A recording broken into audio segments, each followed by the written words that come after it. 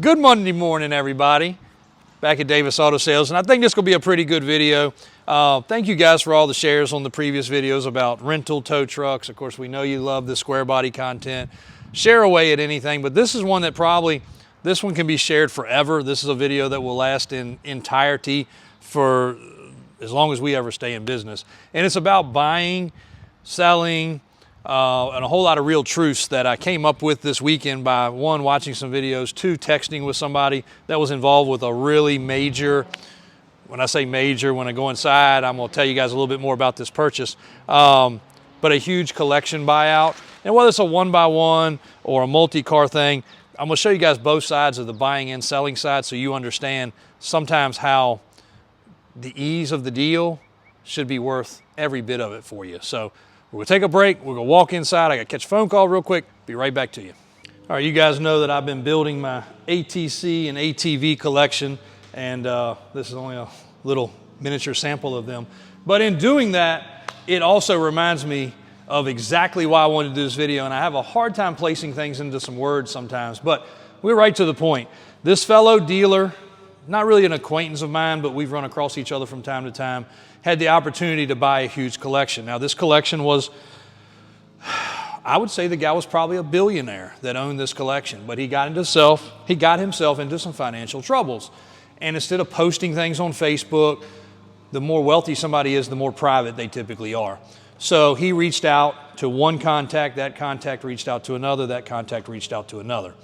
Well, lo and behold, this fellow ended up buying $4 million, paying $4 million for this collection of cars, 40 some cars, and pretty much ended up with about $8 million worth of vehicles. And it was a fly in, take a look. It was some of the best stuff, and it was a killer deal. He made the deal, he made the transaction, he didn't waste any time, he funded it, titles were transacted, everything went down the way it was supposed to. Customer took a bloodbath. He probably had 15 million tied up into these cars, but you know, some of that's passion. And he made a statement when he made his video saying, I can't pay the customer for the novelty of me and dad rode that to the river, or me and dad went on our first camping trip. Those things don't bring any extra value. We love it because it makes an extra story, but they don't make any extra value. And he said it in a way that wasn't really rude. It was just like, hey guys, the vehicle's worth what it's worth. The story that goes along with it and all the other provenance that makes it worth more to you doesn't make it worth more to me because I'm going to in turn sell it. The next person's not going to care either. We love getting one owner vehicles, just like buying these things. You know, I love getting one that's got a story or that it came from the original owner. I got one this weekend and I got the original bill of sale, the original title. Phenomenal, you know, I mean, it's just cool stuff.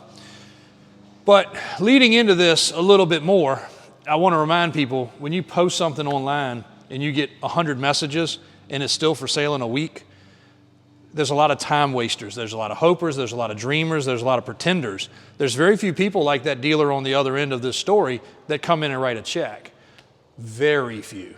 And don't waste time. And when we go and do our transactions with our different trucks, no matter what they are, you know, whether ATVs, pickup trucks, crazy weird cars, unless you did something wrong, told me wrong, didn't describe something right, when we show up and we've agreed to 50 grand, 80 grand, 200 grand, 2 million, doesn't really matter what the number is, we're going to follow through. If your titles are right, your paperwork's right.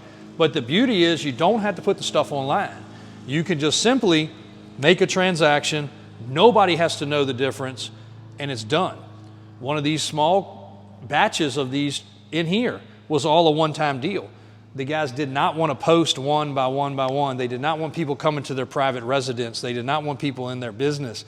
And they were thrilled. Matter of fact, I think every customer that we've ever bought from is beyond thrilled. Now, you know, there's paperwork, Christian, my mom, Julie, somebody in the office has to transact some things. You got to have your title. The vehicle VIN number's got to match. I mean, the simple things that you got to understand have to work. But if all that works, our side of things works real easy. But I like the way he put that, you know, down. He wasn't afraid to say, hey, I made money. You're going to make money. If you took $4 million and put it in the bank, just your interest alone would gain you back a crazy amount. Like, I don't want to spit out numbers because I didn't do the math on that, and I should have. But, you know, I tell people that all the time. If me having this inventory out here eventually doesn't pay off, I'll just put the money in the bank and go home and sit on my couch and watch YouTube all day. It'll pay me the same or better probably, you know, but we enjoy what we do. This guy, he enjoys what he does. Now, he took everything to the auction, not Barrett-Jackson, not everything else. He's a dealer. He took it to a dealer-to-dealer auction. So he sold the stuff a little short compared to retail. We'll get into a whole video one day about retail versus wholesale. I asked my dad one time, because we would do both in my early days, back when I was 12, 13 years old, and I asked my dad, I said, he said, we're wholesaling this car, which meant I didn't need to clean it, I didn't need to service it, I didn't need to do anything to it. Whereas if we were retailing a car, I would clean it, I'd make sure it got serviced if I didn't do it. Sometimes I was taking them home, fixing light bulbs, all the little trivial things back when we sold vans. I asked my dad, I said, what's the difference in wholesale and retail? He said, it's eating bologna for dinner or eating steak for dinner. But wholesale's a quick buck. You just move it on. If you do a lot of them, you can still eat steak at the end of the day. So, you know, he kind of described it in a way that I still remember to the day. You know, retail, you make more money, but you put in more effort, you put in more time. And this guy straight wholesaled them. He turned his money. He turned it quickly. If I would have known about that collection, I would have been buying that collection. Half of it I probably wouldn't have sold, though. He sold all of it, even though he regretted, I think, out of 40-some vehicles, he regretted selling one of them. But I probably would have kept about half of them. There was some stuff you couldn't ever replace again in that collection. But guys, when you're messaging us, we get everything from a clunker rust bucket sent to us that's probably worth $500 every day to stuff, and sorry for the noise, we're gonna walk away. They're actually cutting the grass because we don't have rain today. We get things sent to us from clunkers to freaking Barrett-Jackson quality vehicles. And we like all of the above a lot. But what makes the world go round for us are things that are as ready as possible. We get a lot of people send us stuff that's like, hey, I got started on this 2 years ago, I gave up. We can finish it, but unfortunately, as you guys have seen, those processes take us a long time. If we want to build one from scratch, we'll pretty much just build it from scratch ourselves. We also like when they're very ready and we can bring them in and add our touches. There's things that we're great at, or you know, the shop is great at also. My uncle is great at. Dave across the street is great at. We have the things that we know how to do and know how to do the best that we can. And in doing that, again, we just want to give you guys the best end result and end product. But I did want to make this video because I think a lot of people, and again, when it comes down to this stuff, you know, people put stuff on Facebook, they put stuff on Instagram, they put stuff on these group pages, and they don't realize a lot of times when somebody comes out of the woodwork, such as ourselves, you know, let's just use a three-wheel, for example. You put a three-wheel online for $3,000. I happen to message you. Well, you've also got 100 other people messaging you. I message up, I'm firm, got somebody coming tonight. No problem. Absolutely, because I can't come tonight, you know, but I will come when convenient. But if you take my word and I like it, I'm going to buy it. I know that doesn't make a hill of beans to people anymore because everybody has a good story. But then a week later, it's still available.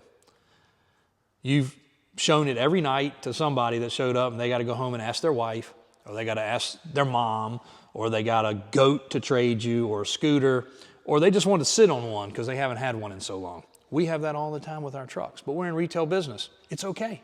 Come by, check things out. That's what we're here for. Another thing about this video, and I almost slipped past it. I should have put this in earlier.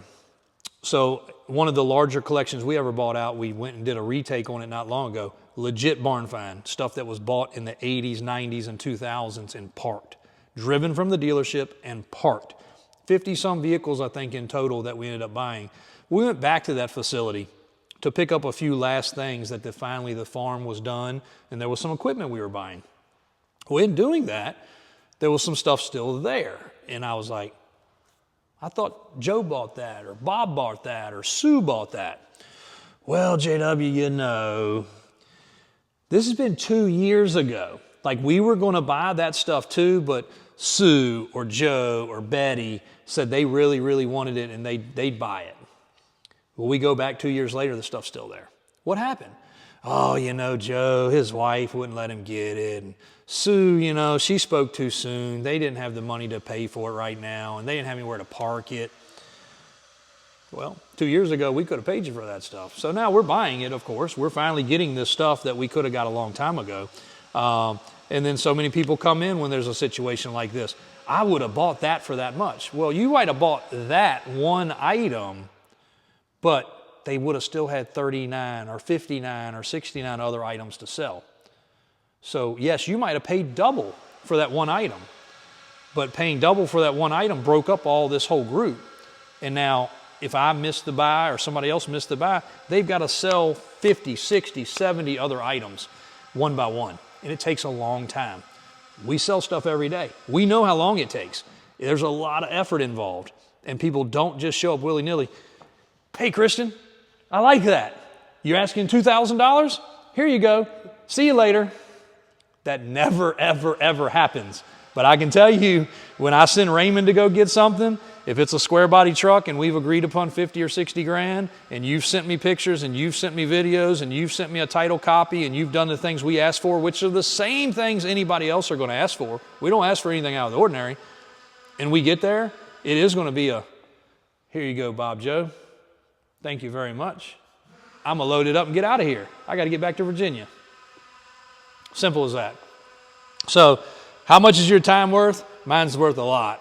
Christian's is worth a lot. My mom's is worth a lot. Everybody in the office's time is worth a lot. So we don't want to waste yours because we don't like having ours wasted, obviously.